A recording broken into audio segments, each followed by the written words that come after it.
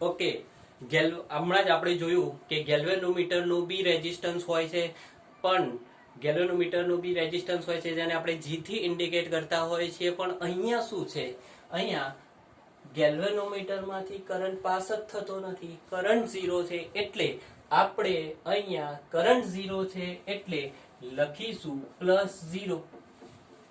વધો આગળ, અહીંયા G થી આગળ વધતા જાઓ. રેઝિસ્ટન્સ એટલે જો અહીંયા ઓપોઝિટ ડાયરેક્શન છે, કરંટની ડાયરેક્શન નીચે, જરની ડાયરેક્શન ઉપર, ઓપોઝિટ ડાયરેક્શન છે એટલે પોઝિટિવ આવશે. અને વેલ્યુ શું આવે, IR, એટલે IR, અહીંયા I શું છે, I1, અને R1 ઇઝ ઇક્વલ ટુ 0. આ જ વસ્તુનું હજુ આપણે સિમ્પ્લિફિકેશન બી આપી શકીએ છીએ. જો સિમ્પ્લિફિકેશન આપવું હોય તો શું આપી શકાય, અહીંયા લખી શકાય I1 R1 becomes is equal to plus I2 R2. This is the equation number 1 for the loop first. Now for the second loop. Okay, આ બી તમે જાતે ડિરાઈવ કરી શકો. ઓકે, ચલો આપણે ફટાફટ કરી નાખીએ. અહીંયાથી આપણે કઈ લૂપ છે, BCDB.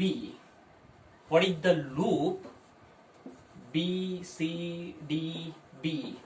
આ લૂપ છે જેને આપણે જર્ની સ્ટાર્ટ કરીએ. ઓકે, અહીંયાથી આપણે જર્ની સ્ટાર્ટ કરીએ એટલે બંને આ ઓકે જર્નીની ડાયરેક્શન આપણે નક્કી કરીએ.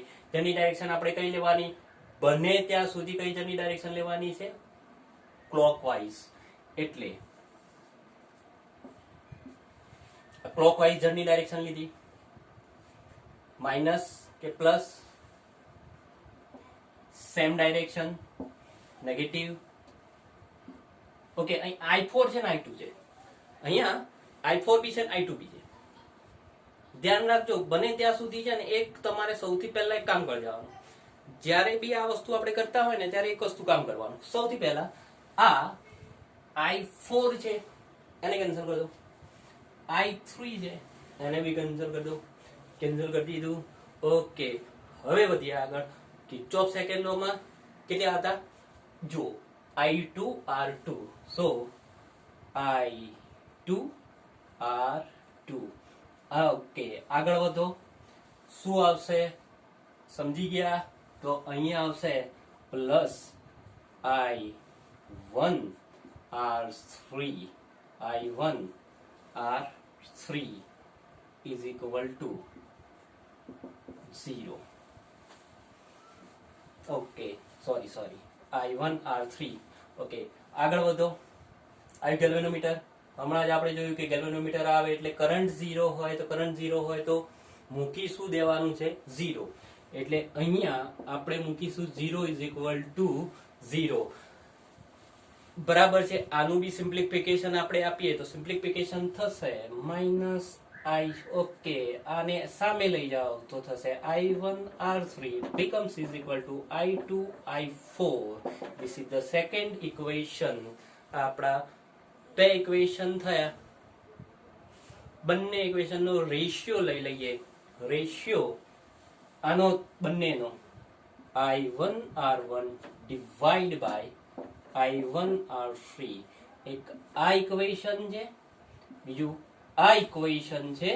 બંનેનો રેશિયો આપણે લઈએ છીએ. So this is I2 R2 divide by R2 R4. Okay, I1 cancel, I2 cancel. So R1 by R3 becomes is equal to R2 by R4. હજી જો એને વ્યવસ્થિત ફોર્મમાં લખવું હોય તો આપણે શું લખી શકીએ, સો ઇઝ ધ લખી શકીએ R1 by R2 becomes is equal to R2 3 by R4. Okay, this is the our most important equation. અને એવું કહી શકાય, what is the condition of the balanced Wheatstone bridge, R1 by R2 is equal to R3 by R4 is the condition for the balanced Wheatstone bridge.